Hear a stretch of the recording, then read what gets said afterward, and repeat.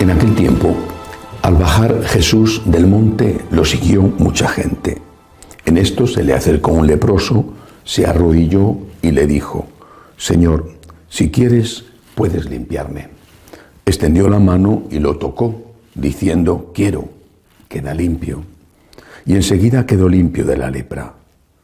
Jesús le dijo: no se lo digas a nadie, pero para que conste, ve a presentarte al sacerdote y entrega la ofrenda que mandó Moisés.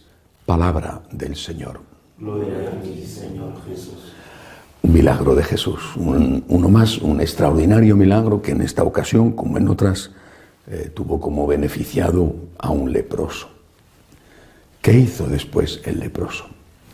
El Señor le manda entregar la ofrenda al templo que había mandado Moisés para estos casos, no de milagros, pero sí de curaciones, que en el caso de la lepra eran excepcionales, muy raros.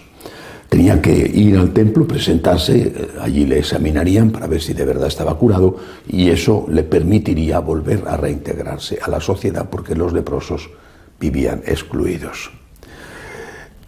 Quizá había otra ofrenda a la que se refería Jesús, que sería, me parece, incluso más importante que esa ofrenda legal, la ofrenda del agradecimiento. La ofrenda del agradecimiento a Dios, que podía hacerla en el templo, y aunque no creyera en la divinidad de Jesús a pesar del milagro, agradecimiento a la persona de Cristo que le había curado. Ahora apliquemos esto a nuestra situación. Hay todavía muchos países que viven lo más duro de la epidemia del virus.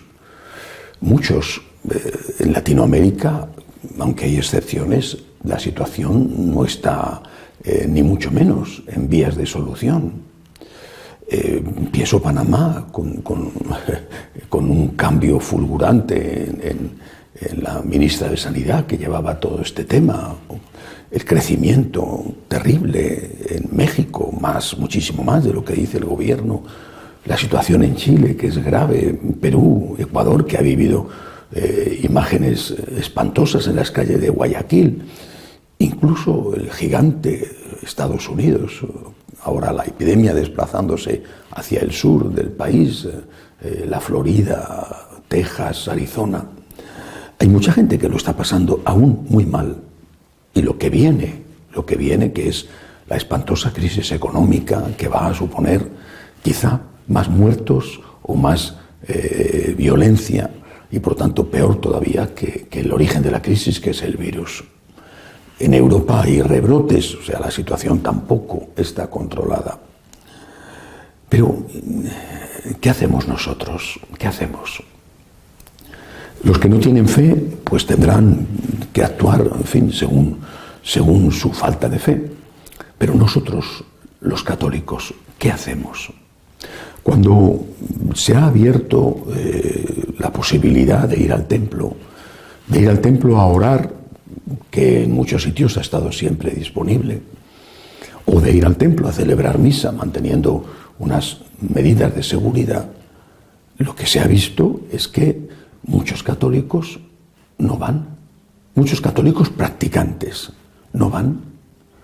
Bueno, hay seguramente situaciones que lo justifican, por ejemplo, personas en elevado riesgo, como los ancianos, es verdad.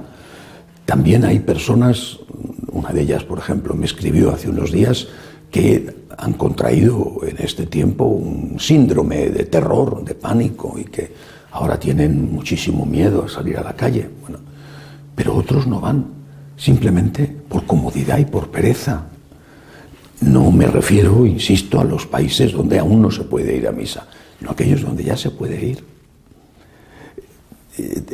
Si Dios curó a aquel hombre de la lepra y él debió de ser agradecido, debió por lo menos de serlo, no tenemos que ser agradecidos nosotros, los que no hemos padecido el virus, al menos hasta ahora. No tenemos que ser agradecidos. Y no tienen que ser agradecidos también los que, habiéndolo padecido, se han curado. No tenemos que ser agradecidos los que aún tenemos un puesto de trabajo. Bueno, yo soy sacerdote y tengo mi puesto de trabajo, pero los que aún lo tienen en su empresa, o porque la empresa es suya, o porque o porque están empleados pero aún mantienen su trabajo, no tienen que estar agradecidos. Incluso los que lo han perdido habría que agradecer haberlo tenido. Tenemos un problema gravísimo, mucho más grave que el virus. El virus es terrible y las consecuencias económicas, pero tenemos el problema de la ingratitud que está dentro de nosotros. Tendríamos que decirle al Señor todos los días: gracias porque estoy sano, gracias porque tengo trabajo. ¿Qué tengo que hacer? ¿Cómo puedo demostrarte mi agradecimiento? Y el Señor te lo dirá, seguro, te lo dirá si tú te ofreces a agradecerle por todo lo que te ha dado. Y te lo dirá, te dirá: mira, hay gente que tiene hambre, un poco de limosna ayudaría.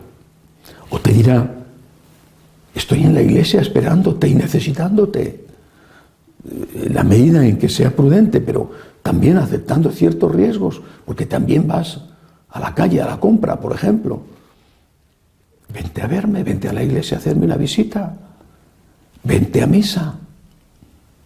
Si esta epidemia espantosa no nos ha servido para una conversión, habrá pasado en vano, dejando mucho mal y nada de bien.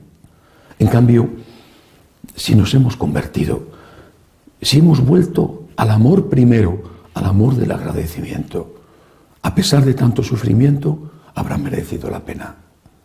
Más agradecimiento a Dios por lo que tenemos, por lo que hemos tenido, aunque ya no lo tengamos. Más agradecimiento a Dios.